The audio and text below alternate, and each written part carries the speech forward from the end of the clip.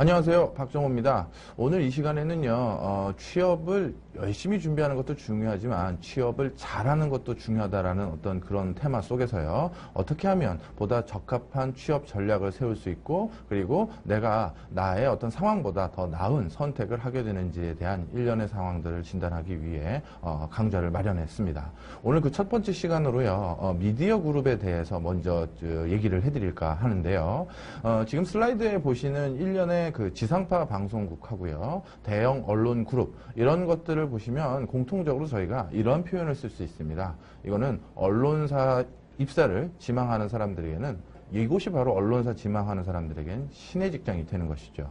그렇다면 사실 지금 KBS, MBC, SBS 또는 조선중앙통화, 한겨레, 경향, 아니면 경제신문사요, 이러한 일련의 회사를 들어가기 위해서는 굳이 제가 설명드리지 않아도 남다른 노력과 각고의 자신의 개발을 필요로 한다는 걸 다 알고 계실 겁니다. 그렇지만 제가 앞서서 서두에도 말씀드렸듯이 취업을 잘하는 것과 취업을 열심히 준비하는 것은 전혀 다른 얘기다, 이런 말씀을 드리고 싶어요. 본격적으로 미디어 관련한 얘기를 드리기 앞서서요, 한 가지 사례를 말씀드리면, 제가 그 출강하는 학교 중에서 어떤 학교에 재직하고 계신 교수님이 계신데, 그분이 얼마 전에 명예퇴직을 하게 됐었습니다. 노교수신 것이죠. 근데 그분이 그 대학에 부임하던 그 시절을 회고하신 적이 있었는데요. 본인에게 주어진 그 당시의 옵션은 두 가지였다라고 합니다. 광주 제1고등학교에 영어교사로 가는 것과 그 대학, 그분이 재직하고 있는 그 대학에 영어과 교수로 가는 두 가지 선택의 길이 있었다고 합니다. 그런데 그 당시만 하더라도요, 그 대학이라는 것은 지금은 서울 시내에 있는 굴지의 명문대학 중에 하나입니다만, 당시까지만 하더라도 종로 YMC 빌딩 4층인가 5층에 건물 교실 두 개만 놓고 시작했던 조그마한 간판만 있는 대학이었다고 하더라고요. 하지만 광주 제1고등학교 같은 경우는요, 지역사회에서 가장 큰 명문사학으로서, 고등학교로서 많은 사람들에게 크게 주목받고 각광받고 지자체에서도 굉장히 자랑스러워 여기는 그런 곳이었다고 합니다. 그래서 그 당시까지만 하더라도요, 많은 사람들이 자신에게 광주 제1고등학교를 가서 거기서 영어 선생님을 하는 게 더 낫지 않겠니? 실질적으로 급여도 더 많다라고 하더라고요. 하지만 이분은 나름대로 한국 사회에서 대학이라는 곳에 대한 진학률은 점점 높아질 것이고, 그러다 보면 이렇게 초창기 설립 인가를 받은 대학들이 아마 나중에는 명문사학으로 자리매김할 것이다 라고 판단했다고 합니다. 사실 돌이켜보세요. 만약에 그분께서 지금 광주 제1고등학교를 선택해서 올해 정년을 하셨다면 그분은 고등학교 선생님으로 정년을 하셨을 겁니다. 하지만 그분이 그 당시에 물론 그 당시에는 건물 한 구덩이에 조그만 교실만을 얻어놓고 시작한 대학이었지만, 지금은 서울 시내에 있는 굴지의 명문대학으로 자리매김한 대학 교수로 정년을 맞이하게 되는 어떤 영예를 누릴 수 있었던 것이죠. 이 부분에서도 우리가 알 수 있는 것은, 취업이라는 것은 단순히 열심히 준비해서 그 자신이 준비한 만큼 어떤 대가를 받거나 반대급부를 받는 것이 아니라요, 때로는 전략적인 선택이나 미래지향적인 담론 속에서 내가 어떻게 취업을 하는 것이 좋은지에 대한 판단을 내릴 필요가 있다, 이렇게 말씀드릴 수 있습니다. 자, 오늘 그 첫 번째 테마로요, 미디어 그룹에 대해서 살펴보도록 하겠습니다.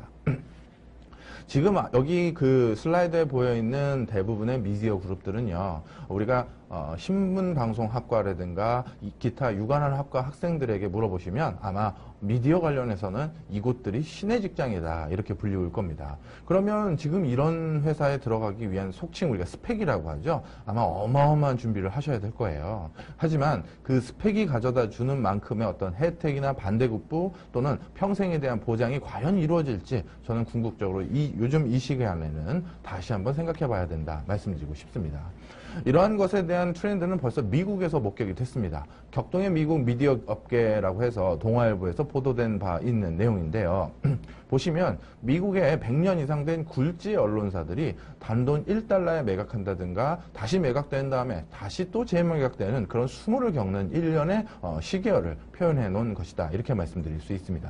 2010년 8월 보면요, 세계적인 저널이죠, 뉴스위크지가 단돈 1달러에 매각되는 일이 생겼습니다. 당시 미디어 업계에서는 이게 커다란 파장이자 이슈이자 충격 그 자체였는데요. 뉴스위크지가 단돈 1달러에 매각된 사연은 당시 유스위키즈가 가지고 있었던 부채인 5천만 달러를 탕감해주는 조건으로 어떤 사람이 인수한다고 했었을 때 그래서 1달러에 매각하게 된 것이죠. 굴지의 언론 기업, 언론 매체 하나가 단돈 1달러에 매각된다라는 사실은 당시 앞으로 들이오는 미디어 업계의 우울한 그림자를 우리가 직감할 수 있는 하나의 사건이었다. 이렇게 말씀드릴 수 있습니다. 뉴욕타임즈 역시도요, 자신이 오랫동안 소유하고 있었던 보스턴 글로브라는 110년 이상 된 지역 매체를 매각하는 일이 생겼고요. 그리고 그때 2013년에 이 뉴스위크지는 앞서서 1달러에 단돈 1달러에 매각됐지만 다시 매각되는 그런 수모를 또 겪게 됩니다. 타임워너랑 AOL이라는 두 회사의 합병도 미국에서 굉장히 주목받았던 합병이었죠. 거대 미디어 그룹이 합병됐던 하나의 사건이었었는데요. 지금 그 타임워너 역시도 풍전등화의 기로에 서 있다 이렇게 말씀드릴 수 있습니다. 그 다음에 2013년 8월에요. 워싱턴 포스트, 미국의 3대 일간지 중에 하나였습니다. 뉴욕 타임즈, LA 타임즈, 그 다음에 워싱턴 포스트가 미국의 3대 일간지였는데요. 그 중에서 또 100년 이상 된 워싱턴 포스트가 아마존의 CEO죠. 베조스에 매각되는 일련의 사건이 드리워집니다. 자, 미국은요, 어떻게 보면 저희 나라와 달리 일찌감치 이렇게 거대 미디어 그룹의 인수 합병이나 구조 조정 이런 것들에 대한 일련의 사건들이 전개되고 있고요. 앞으로도 지속될 것이라고 생각됩니다. 이러한 거대 미디어 그룹은요, 미국에서도 마찬가지예요. 미국의 유수의 대학을 졸업하거나 나름대로 어마어마한 지적 역량을 가진 우수한 인재들이 자신들이 입사하기를 선호했던 직장입니다. 그렇게 어렵게 공부해서 들어간 회사가 불과 몇 년 안에 이렇게 구조조정이 된다든가 새로운 주인을 맞이하게 되면 그 회사의 구성원들 또한 적지 않은 변화를 겪게 될 수밖에 없는 것이 인지상정인데요. 그렇다면 우리가 직장을 통해서 요즘같이 취업난이 심해졌을 때 원하는 테마가 뭐 있습니까? 안정적인 직장 생활이라는 게 또 하나의 축으로 자리매김하고 있죠. 어떻게 보면 앞서서 제가 보여드렸던 미디어 그룹 역시도 가장 안정적인 직장 생활을 할 수 있는 곳이기 때문에 신의 직장이라고 불리우는 곳일 겁니다. 그렇지만 이렇게 미국의 미디어 업계의 변화에서도 우리가 직감할 수 있듯이요. 우리나라도 조만간 미디어 업계의 구조조정이라든가 M&A, 그 다음에 새로운 판도 변화는 어쩔 수 없는 시대적 화두가 될 것이다라는 게 관계자들의 어떤 생각입니다. 미국의 미디어 그룹의 시장 변화의 큰 하나의 트렌드를 보면요. 올드 미디어인 신문 매체라든가 지상파 방송국이요. 뉴 미디어인 새로운 케이블이라든가 위성방송 또는 인터넷 기반으로 한 어떤 매체 이런 것들과의 새로운 인수합병과 새로운 통합 이런 것들을 전략적으로 모색하고 있다는 게 하나의 커다란 화두입니다. 우리가 그래서 얼마 전에 뉴욕에서도 아주 상징적인 사건이 일어났습니다. 뉴욕만 하더라도요, 진짜 수천 종류의 그 케이블 TV 채널이 있습니다. 그러다 보니까 지상파 방송의 수익이 예전 같지 않은 거예요.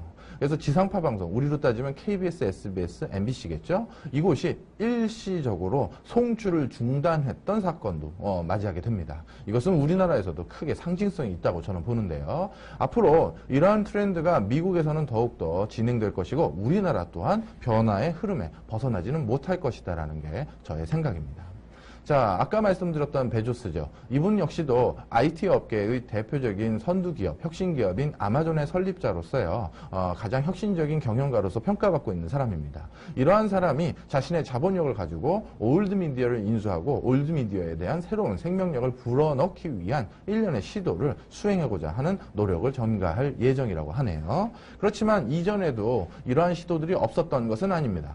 예를 들어서 방금 제가 설명드렸던 한국의 지상파 방송이나 거대 언론이 예를 들어서요. 다음이나 네이버 그 밖에 거대 인터넷 기반한 어떤 회사와 M&A를 하거나 구조조정을 하면 회사가 더욱더 안전지향적으로 운영되는 거 아니냐. 그렇다면 그 회사에 들어가는 것이 더 적합한 것이 아니냐 이렇게 생각하실 수 있지만요.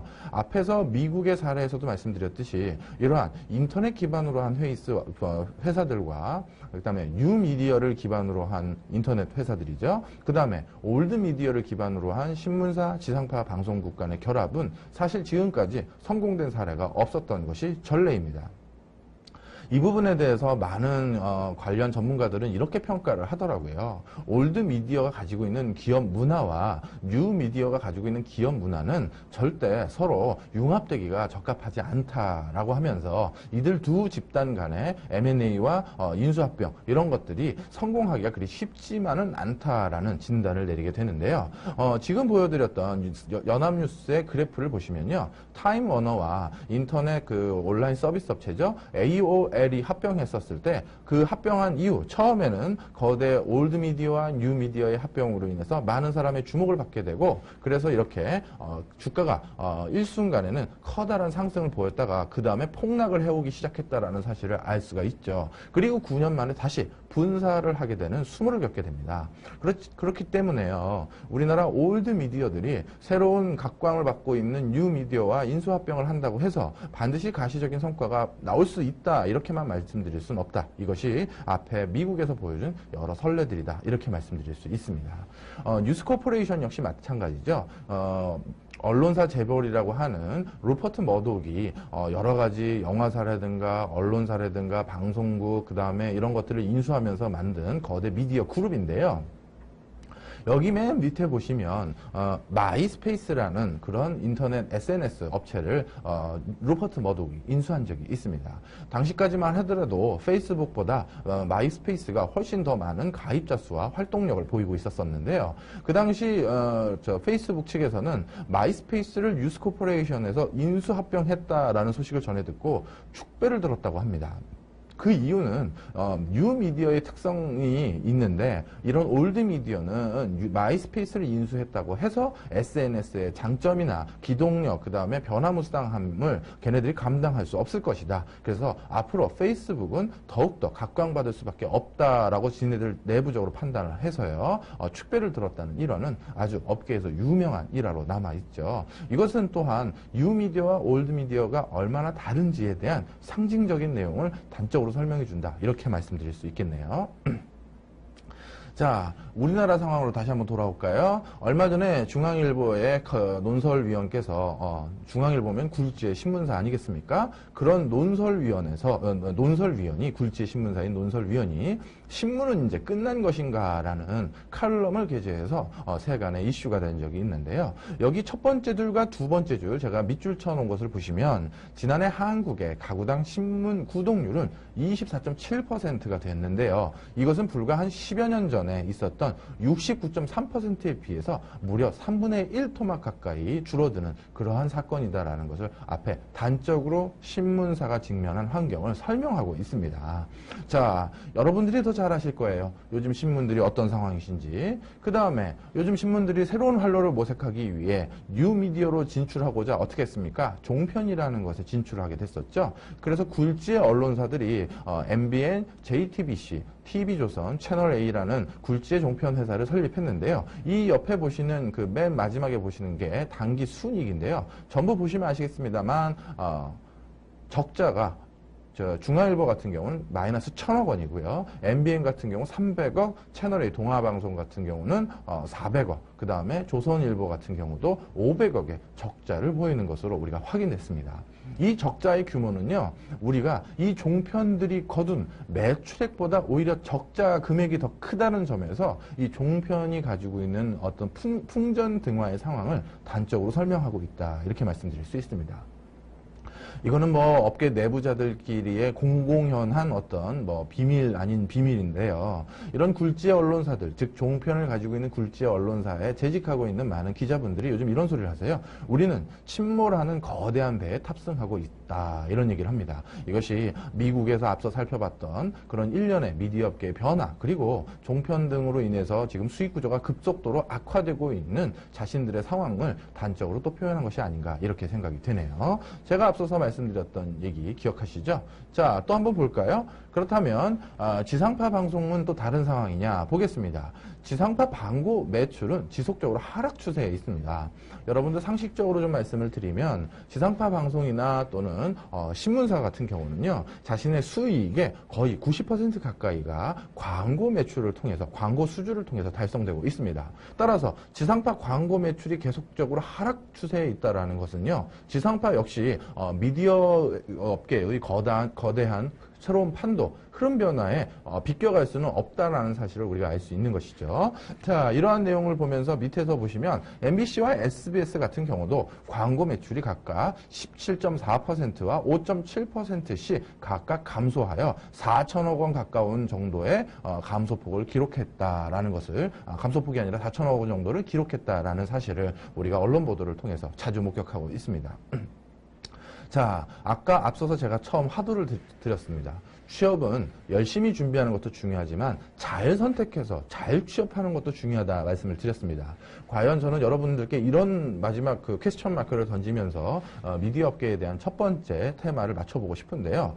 과연 이러한 거대 신문사와 그리고 거대 지상파 방송이 지금과 같은 위상을 10년 뒤 또는 어떻게 보면 취업하신 분들이 자식을 낳고 가장이 되어서 실질적으로 가장 지출이 큰 15년 뒤나 20년 뒤가 되었을 때 아직도 지금의 위상을 그대로 유지할 것이냐라고 한번 반문해 보시기 바랍니다. 저는 예를 들어서 지금 이러한 곳을 준비하시면서 나름대로 밤새워서 공부하시는 분들이 있다면 그러한 전략적인 판단도 같이 한번 되돌아보는 그런 시간을 갖는 것이 우리가 취업을 효율적으로 하는데 중요한 하나의 계기가 되지 않을까 이렇게 생각됩니다. 오늘 첫 번째 미디어 그룹에 대한 변화 트렌드에서 살펴봤고요. 다음 시간에는 그렇다면 성공적인 미디어의 새로운 어떤 매체는 어떤 특성을 가지고 있게 된 것인지 그것에 대해서 살펴보도록 하겠습니다. 오늘 이 시간 마치겠습니다. 감사합니다.